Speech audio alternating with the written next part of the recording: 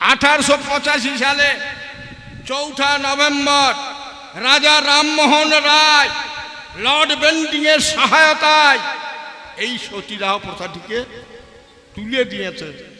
আর মেয়েদের ডাল পাউডি বেরিয়েছে, যার জন্য মা মেয়েগুলো এত চাপালি করছে, দেখছে আর তো মরতে হবে না, আর তো মরতে হবে না, সতীদাহ প্রথা তুলে দিয়েছে।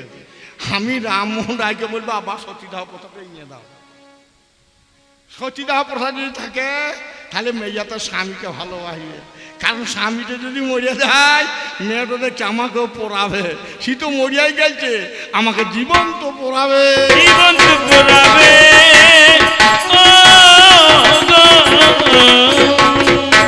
ঈশ্বরচন্দ্র বিদ্যাসাগর চাকরি করছে, তো একটা ছেলে এসে ওকে খুব গালাগালি করছে। ঈশ্বরচন্দ্র বিদ্যাসাগর মাথা নামিয়ে চিন্তা করছে।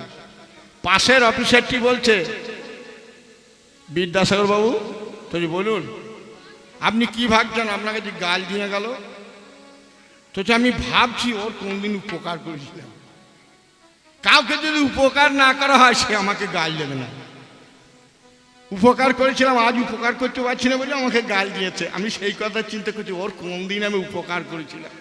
তাই মাগো এই মেয়েদের সতীদাহ প্রথা তুলে দিয়েছি, তাই মেয়েরা আজ আমাকে বলছে স্বামী থাকলেই বাকি না থাকলেই বাকি। আপনারা জানেন মা, আমাদের গাঁয়ে পচা ডোম বলে একজন ডোমদের একজন ছিল, তার নাম পঞ্চানন ডোম, পচা ডোম বলে ডাকি। তাদের স্বামী স্ত্রীতে মা ঘরে কাক বসতে হতো, এত ঝগড়া, দিন রাত ঝগড়া। আমার ঘরের পাশেই একদিন পচা ডোম হঠাৎ স্ট্রোক হয়ে মারা গেল। আমাদের বোট এসে বলছে, ওগো শুনছ পচার বাবা মরিয়া গিয়েছে। তাই নাকি? বলছে পচার মা কত কাঁদছে দেখো গা। চলো দেখি। তা বললে বিশ্বাস করবে না, পচার বাবা মরে গেছে, ওদের কোনোদিন মেল হতো না, সব দিন ঝগড়া করতো। এইবার পচার বাবা মরে গেছে, তো পচার বাবার বুকের উপর মাথা ঠুকছে, আর পচার মা বলছে, রাজা তুমি কোথায় গেলে আমাকে সঙ্গে করিয়ে লিও গো। আর লালে ঝোলে চোখের জলে পোঁটাতে এক হয়ে। আমাদের বউ বলছে, দেখো পচার বাবার পচার মার খুব ভালোবাসা ছিল, তা নাহলে কত কাঁদছে দেখো। আমি ঘরে এসে ঘর চল, ঘরে এসে বললাম আচ্ছা শোন, এখন পচার বাবাকে বলছে রাজা তুমি কোথায় গেলে? আচ্ছা আপনার অনেক বেটা ছেলে আছেন, সত্যি করে বলুন আপনি গান করে ঘর যাবেন, এবার মেয়েতে যদি বলে রাজা এসে খেয়ে নাও, কত গা আল্লাহ বলুন তো, কোনোদিন বলে মেয়েতে? রাজা বলে না। আর মরিয়া গেলে হয়তো মাথা টুকে বলবে রাজা তুই কোথায় গেলে গো। সাজা না পেলে রাজা পাবে না, সাজা না পেলে আমার রাজা হবে না, সাজা না পেলে পরে রাজা বলে, সাজা না পেলে পরে রাজা হবে না। ওরে আমার কাছে ভাই কথা শোনো না, সাজা না পেলে আমার রাজা হবে না। এইবার মা ডেড বডি বার করে নিয়ে চলে গেল পচার বাবা, খুব কাঁদছে পচার মা। তখন গাঁয়ের লোকে বলছে, মেয়েগুলা বলছে কাঁদিস না, যা হবার তা হইয়া গেছে, এখন লক্ষ্মী দেবী 4টি মুড়ি খা বলে মুখে 4টি মুড়ি ভরি দিয়েছে। বলছো গো আমার খেতে আর রুচি হয় না গো, ঢং কত কাঁদছে। বলছে আমি কি নিয়ে থাকবো গো, ঝগড়া করি, হ্যাঁ ও শুকে গেছে তুই আবার মর। বলছো গো আমি খাবো না গো, মুখে 4টি। লক্ষ্মী দেবী চলে গিয়েছে আর কাঁদছে। পাড়ার একটা মেয়ে এসে বলছে কাঁদলে হবে না, যে চলে গেছে চলে গেছে, তুই পঞ্চায়েতে যা, 6 নম্বর ফর্ম লেখা। আমার বউ বলছে হাগো 6 নম্বর ফর্ম কি বটে? পঞ্চায়েতের সেক্রেটারি আছে, হাগো 6 নম্বর ফর্ম কি? তো হচ্ছে বিধবা ভাতা পাবে। তাহলে মা স্বামী মরে গেলে যদি বিধবা ভাতা পায় তাহলে মেয়েরা কেন কথা বলবে? মেয়েরা কেন কথা বলবে গো? কেন আমাদের সঙ্গে ঝগড়া করবে? মেয়েরা কেন কথা বলবে গো? আপনারা রাগ করবেন না মা, আমি সত্যি কথা বলতে বাবাকে ভয় করি। মেয়েগুলো চোর। কেন চোর বলছি মা? স্কুলে খাবার দিচ্ছে, তাই না? ছেলেগুলোকে রান্না করে দিচ্ছে, অঙ্গনারীতে সেন্টারে ছেলেগুলোকে রান্না করে দিচ্ছে। যারা অঙ্গনারী মেয়ে, যারা অঙ্গনারী চাকরি করেন, আপনাদিকে বেটা ছেলেকে বলছি, যখন সেন্টার থেকে ঘুরে আসে তখন মেয়েটা যখন কাপড় সায়া কাটছে তখন দেখেন কেন সায়াটার দিকে তাকিয়ে দেখেন। আমি একদিন আমার বন্ধুর বাড়ি, আমার বন্ধুর স্ত্রী অঙ্গনারী চাকরি করে, সেন্টার থেকে এসে আমরা হাগো তুমি কি শিখেছো? বলছি আমি সাইকেল চালাতে পারি না তো, আর বাসে যাই, বাসে আসি, নিয়ে সায়া ব্লাউজ কেচে দিয়ে তারে মেলছে। মা অবাক কাণ্ড, মা অঙ্গনারী এগুলো সায়া তো পকেটে রেখেছে, দেখছি সায়া তো পকেটে। তো আমরা হাগো বৌদি সায়া তো পকেট কেন? বলছে আপনার জ্ঞান বুদ্ধি কিছু নাই। কেন? সেন্টার থেকে ডিমগুলো আনতে হবে না, সায়ার পকেটে পরে নিয়ে আসবে, ডিম চুরি করবে।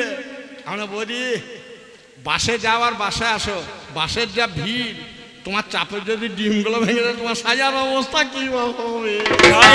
অবস্থা কি হবে? মেয়েদের কথাই আমি বলবো কি জুড়ে, সায়ার অবস্থা তোমার কি হবে? বেটা ছেলে, সোনা ছেলে, আপনারা শুনুন, এবার পুরুষের কথা শুনুন, বেশি দূরের কথা নয়। এই বীরভূম জেলায়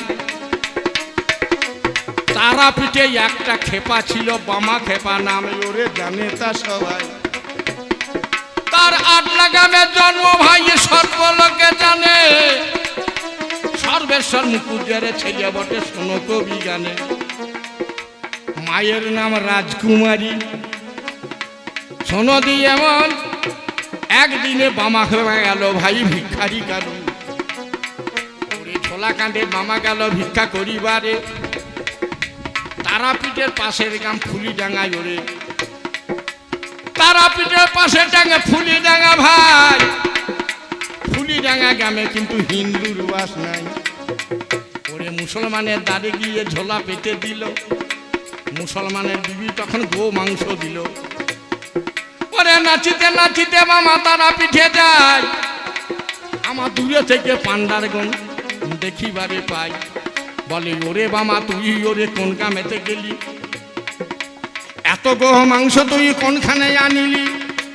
বামা বলে গেলাম আমি কোরবানির দিনে তারাপীঠের পাশের গ্রামে ফুলিডাঙ্গা গ্রামে, এক মুসলমানের বিবি আমাকে গো মাংস দিল, আমি তারা মায়ের পুজো করবো, সন্ধ্যে কথাগুলো।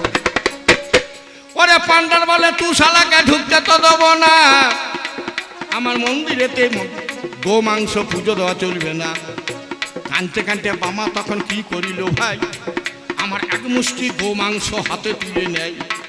ওরে জয় তারা বলিয়া যত ছুরিতে লাগিল, পান্ডারগণ তখনই আমার অবাক হয়ে গেল। বামা খেপা যত জোরে গো মাংস ছড়ে, জবা ফুল হয়ে পড়ে তারা মায়ের চরণের উপরে। ওরে ডাগরে কত পুরুষের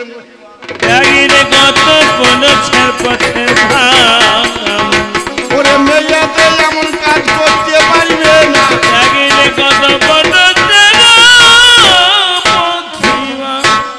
আপনাদের গায়ে পোলট্রি মুরগি আছে, আমি পয়সা দেবো, একটা পোলট্রির মুরগি এনে দেন। মুরগিটাকে কেটে মাংসটা মেয়েটাকে দেন, তোকে তারাপীঠ যেতে হবে না। এই দুর্গা তারাতে সে পোলট্রির মুরগির মাংসটা ছুঁড়ে তোকে জবা ফুল করতাম না, একটা আকন্দ ফুল করে দে তো, দেখবো কেমন তুই বাপের বিটি, দেখবো কেমন তুমি বাপের বিটি। বলে পুরুষ হলো ভাই দেখলে খাঁটি, দেখবো কেমন তুমি বাপের আমার কাছে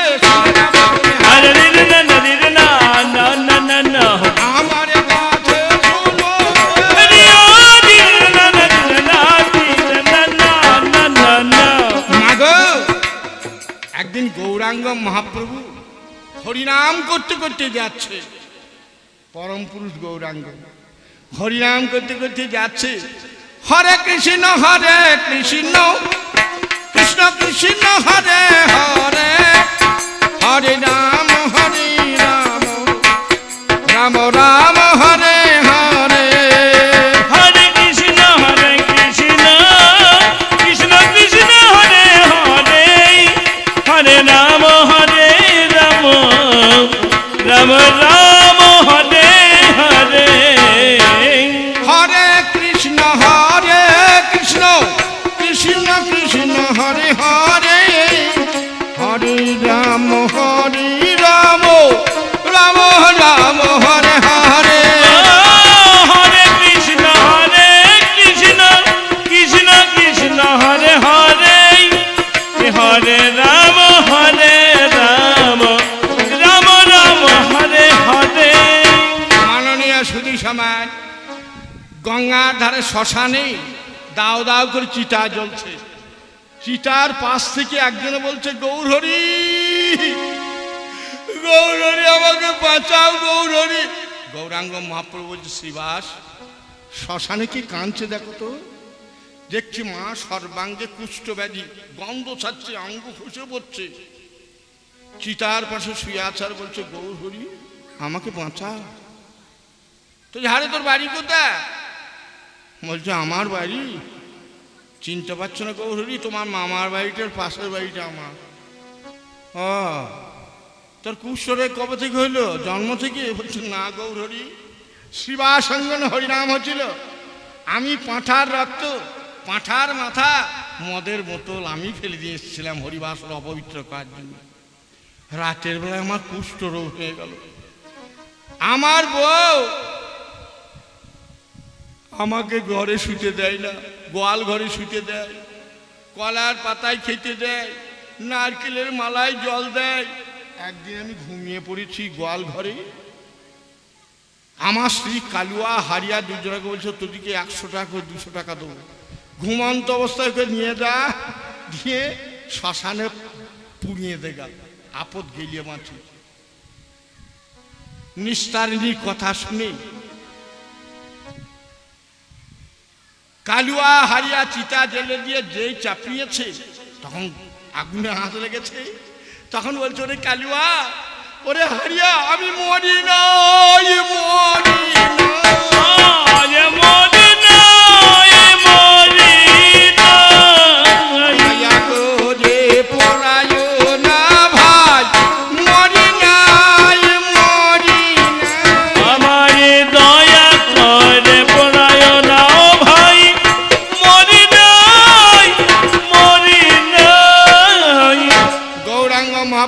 শ্রীবাস গঙ্গা থেকে জল নিয়ে এসে ক্ষতস্থানগুলি ধুয়ে দাও, নিত্যানন্দ চন্দনের প্রলেপ দাও, গদাধর নিমের পাতার বাতাস করো। মা ওর কুষ্ঠরোগ সেরে গেল। যদি মিছে কথা বলি কীর্তনের মূল গায়নকে জিজ্ঞেস করেন, আমি সত্য কথা বলছি না, মিছে কথা। কুষ্ঠরোগ ভালো হয়ে গেল। যেই কুষ্ঠরোগ ভালো হয়ে গেল তখন বলছে সত্যি মহাপ্রভু আমি জানি না এমনই প্রেম সুধা মাখা হরিনাম নিমায় কোথা হতে নাম এনেছে বলে মনে প্রেম সুধা মাখাম, প্রেম সুধা মাখাম হরিনাম নিমায় কোথা হতে নাম এনেছে রে বলবো, কোথা হতে নাম এনেছে রে। বলছে আরে তোর নাম কি? বলছে আমার নাম চাপাল গোপাল। চাপাল গোপাল কাঞ্চার বলছে এমন প্রেম সুধা মাখা হরিনাম নিমায় কোথা হতে নাম এনেছে বলবো, কোথা হতে নাম এনেছে রে। এমন প্রেম সুধা মাখাম হরিনাম নিমায় কোথা হতে নাম এনেছে রে বলবো, কোথা হতে নাম এনেছে রে। চাপাল গোপাল বলছে আগে তো সবানে শুনেছি নাম, এমন তো কখনো কাঁদেনি পরা। আগেতে সবনে শুনেছি রে নাম, আজ আগেতে কখনো কাঁদেনি তো প্রাণ।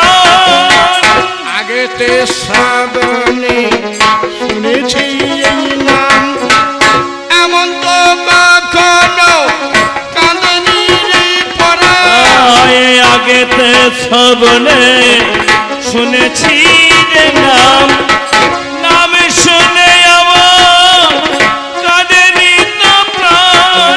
আজ কেন হলো নবভাবের উদয়? আজ কেন তব নবভাবের উদয়? হৃদয় মদনে জাগিছে রে আজ কেন তব নবভাবের উদয়? হৃদয় মাঝারে জাগিছে রে বলবো, কোথা হতে নাম এনেছ রে বলবো, কোথা হতে নাম এনেছ রে। মাননীয় সুধী সমাজ, চাপাল গোপালে কুষ্ঠরোগ ভালো হলো, সেই দিন থেকে হরিনামে মত্ত হলো। আপনারা জ্ঞানী লোক সবাই জানেন, এই হরিনাম আমাদের কানে ঢুকেছে গৌরাঙ্গ মহাপ্রভু। সে পুরুষ। বৈষ্ণব ধর্মের প্রচারককে প্রবর্তক হচ্ছে গৌরাঙ্গ মহাপ্রভু বেটা ছিল। জৈন ধর্মের প্রবর্তককে মহাবীর বেটা ছিল। বৌদ্ধ ধর্মের প্রবর্তককে বুদ্ধদেব বেটা ছেলে। শাক্ত ধর্মের প্রবর্তককে কৃষ্ণানন্দাগম্বাগীশ বেটা ছেলে। ইসলাম ধর্মের প্রবর্তককে হযরত মুহাম্মদ। খ্রিস্টান ধর্মের প্রবর্তক যীশু খ্রিস্ট। হে নারী, তুমি বলছো আমরা সমান সমান হব? মেয়েরা কোন ধর্ম ভাই প্রবর্তন করেছে? কোন ধর্ম ভাই প্রবর্তন করেছে? বলি, কে জবাব দেবে? আজ বলো আমাকে। কোন ধর্ম প্রবর্তন করেছে? আজ আমার কাছে আরে রে না না রে না না না না না, আজ শোনো আমার ভাই। আরে ও রে না না রে না না না না না না। মাগো, বেশি দূরের কথা নয়, শুনবেন সবাই। মুর্শিদাবাদ জেলাতেই আমার কি হয়েছে ভাই। মুর্শিদাবাদ জেলাতেই আমার ভক্তি মোড়ল নামে একটা চাষি ছিল ভাই। তার প্রথম পক্ষের বউ যখন প্রাণে মরে যায়, তখন ছোট পাড়া ছেলে একটা ওরে রেখে মরে গেল। ছেলেটার নামে ভাই বাদল না রাখিল বাদল। ভক্তি মোড়লের প্রথম পক্ষের বউ মরে গেল। বাদল নামে একটা ছোট ছেলে ছিল। ভক্তি মোড়লের একুলে কুলে গোকুলে কেউ নাই। পাড়াপড়শি সবাই বলছে, মোড়ল তুমি আবার একটা বিয়ে করো। মোড়ল আবার একটা বিয়ে করেছে। এই পক্ষের বইয়ের কিন্তু আর সন্তান হয় না।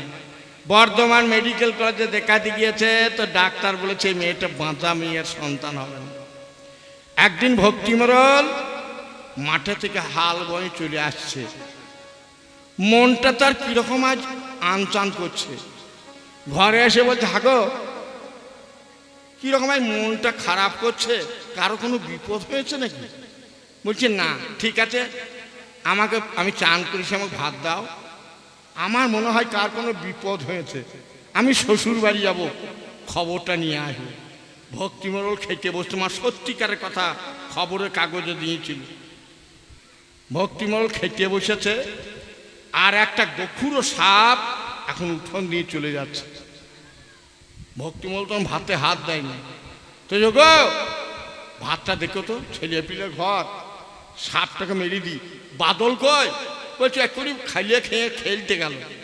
মনে করছে খেলতে গিয়েছে, সাপ মারতে গিয়ে মা সেই সাপটা প্রাণ হয়ে হরির সাপটা গিয়ে পোয়ালের গাদাতে ঢুকেছে। আর ভক্তি মোড়ল একটা মাছ মারা খোঁতা নিয়ে পোয়ালের ওপরই মেরেছে। হ্যাঁ, নরম নরম চামড়ায় বিঁধে গিয়েছে। ভক্তি মোড়ল বলছে, হ্যাঁ আমার নিশান ঠিক আছে, সাপ মেরেছি। খোঁচা খানটা তুলছে, দেখছে ছেলের মুন্ড খানটা উঠে আসছে। এই দ্বিতীয় পক্ষের এই মেয়েটি মা আমার প্রথম পক্ষের ছেলেকে কেটে টুকরো টুকরো করে পোয়ালের ভেতরে ভরেছিল। তাই আমাদের দুজনের বনামনি হয় না। আমাদের দুজনের মনে মনে হয় না। সত্যি কথা, জানি কথা আমাদের দুজনের মনে মনে হয় না। আপনারা জানেন মা, যেদিন সমুদ্র মন্থন হল, দেবতার অসুর হাতি ঘোড়া সোনাদানা যা উঠলো দেবতারা নিয়ে চলে গেল। নারদ মুনি শিবকে বলছে, মামা তুমি বসে থাকো। বলছে কেন রে? সমুদ্র মন্থন হলো, যে যা পারলে নিয়ে নিলে। বলছে আমি দেবাজিৎ মহাদেব, আবার মন্থন করো, এবার যা উঠবে মাল আমার। হ্যাঁ, আর তো আর সমুদ্রে সুধা নাই, শেষকালে গরল উঠছে, বিষ উঠছে, কালকুটের বিষ। মহাদেব বলেছে আমার। মহাদেব বিষটাকে খেয়ে ফেলেছে, খেয়ে ফেলে কণ্ঠটা নীল হয়ে গেছে, ঘোর হয়ে পড়ে আছে। এই মেয়েটা দুর্গা তখন বলছে, আরে নারদ, তোর মামাজি কথা বলে না? বলছে মামি গো, মামা হইয়া গেছে। কি হলো রে? বলছে মামা মরিয়া গিয়েছে। হ্যাঁ, আরে আমার কি হবে? নারদ বলছে মামি এক কাজ কর কেন? বলছে কি রে? মামা মরিয়া গেছে, মামা বেঁচে উঠবে, তুমি এক কাজ কর কেন, তোমার ছেলেকে যেমন দুধ দেয় তুমি কোলকুনি খান দুধ খুঁয়ে দাও কেন, দেখবা মামা বেঁচে উঠবে। নারদের কথা শুনে মা দুর্গা শিবকে কোলে করে নিয়ে স্তনপান করেছে। যদি কেউ তারাপীঠে যান, তারামায়ের যদি ফটো থাকে দেখবেন শিবকে কোলে করে নিয়ে স্তনপান করেছে। তোর জ্ঞান হলো না? যার নাম নীলকণ্ঠ, শিবের নাম মৃত্যুঞ্জয়, মৃত্যুকে জয় করেছে। শিবের হাতে ত্রিশূল আছে, ত্রিশূলের তিনটি ফলা আছে, একটা জরা, একটা ব্যাধি, একটা মৃত্যু, তিনটাকে জয় করার নাম মৃত্যুঞ্জয়। যার মৃত্যুঞ্জয় তার মরণ হবে? হ্যাঁ মা, দুধ ভরে দিয়ে তার শিব চুপ চুপ চুপ চুপ করে দুধ টানছে, টানছে। সত্যিকারের কথা মা, শিব যতদূর মুখ ভরিয়েছিল ততদূর স্তন তো কালো হয়ে গেছে, বৃষ্টি লেগে গিয়েছে। হ্যাঁ, ততদূর মেয়েদের স্তন কালো হয়েছে। আপনারা জানেন যত্র জীব তত্র শিব, আর যত্র নারী তত্র গৌরী। সেই দিন থেকে মেয়েদের স্তন কালো হলো ভাই, কালো হলো গো। সেই দিন থেকে মেয়েদের স্তনের অগ্রভাগ কালো হয়েছে। যাক ঠেলে ঠেলে ভরিছিস। শিব যদি সত্যিকারের মরিয়া যেত, মরা মানুষের মুখে যদি ঠেলে ঠেলে দুধ ভরতে হয়, কোঁত গেলাবে কে রে? হ্যাঁ, শিব মরে নাই, চুকচুক করে টেনেছে। ভাগ্যে ভালো গোটাটো ভর না, খানিকটু ভরেছিল বলে স্তনের অগ্রভাগটা কালো। আর যদি গোটাটো ভরতো, গোটা স্তনটা তোর কালো হয়ে যেত। শিব 5টা মুখে টান মেরেছিল বলে আমার মাতৃ স্তনে যাতে 5টা ফুটো। আরে দিরে না না দিরে না না না না না, জ্ঞানী লোকে জানে রে।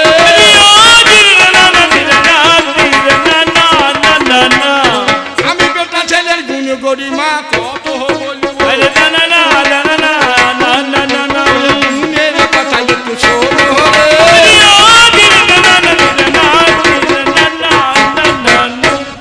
এ তো বীরভূম জেলার হলো। এবার মুর্শিদাবাদ জেলার একটা কথা শোনো ভাই। গঙ্গা গোবিন্দ সিংহের নাতি, প্রাণ গোবিন্দ সিংহের পুত্র কান্দির লালা বাবু ভাই।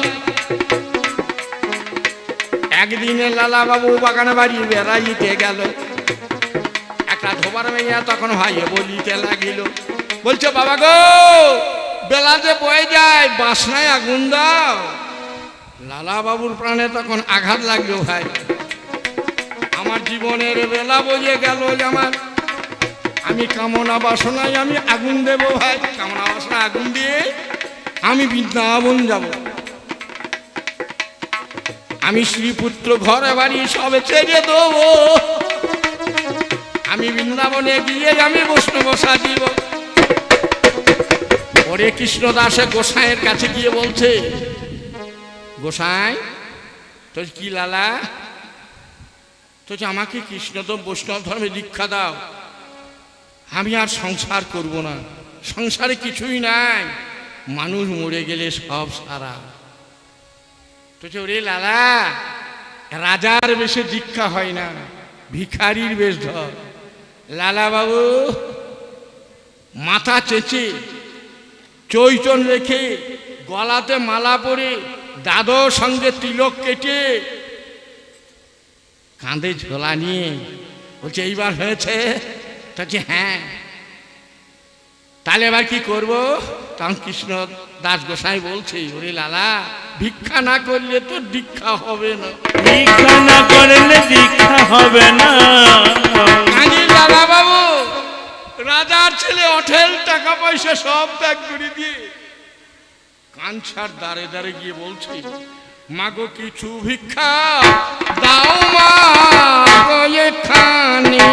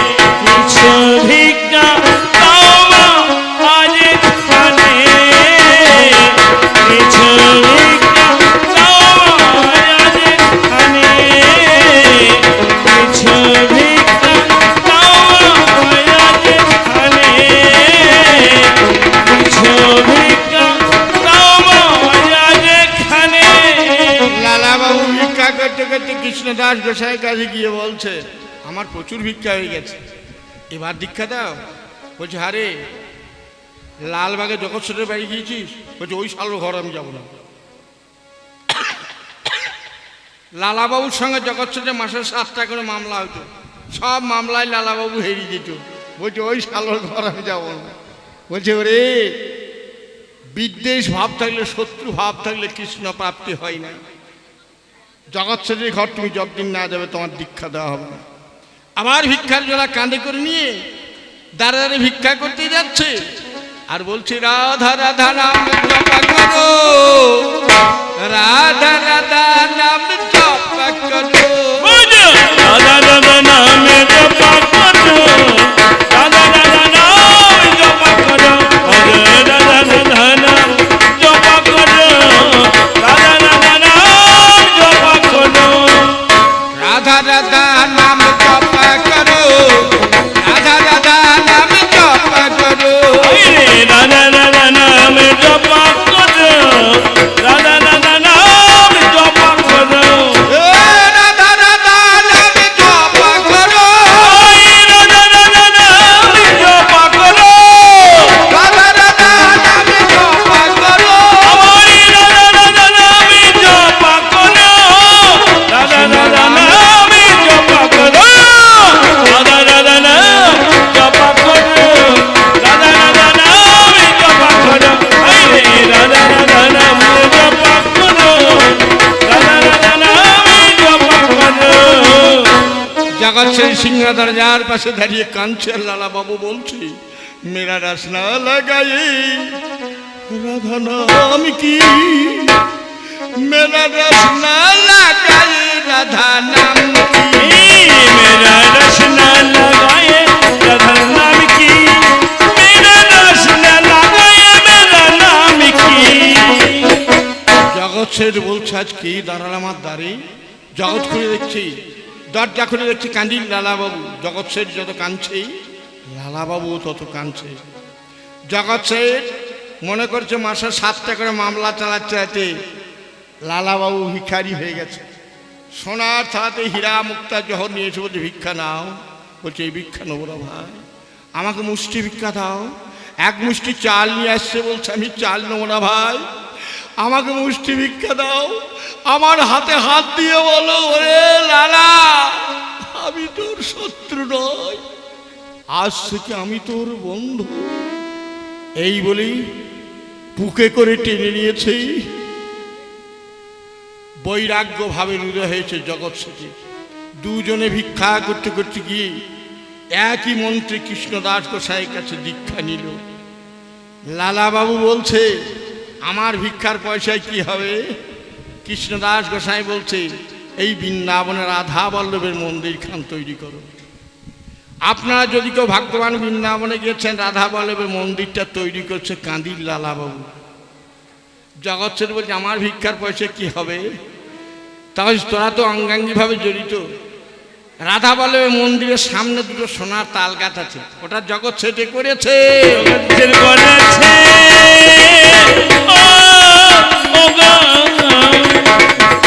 আরে বেশি বলবো না।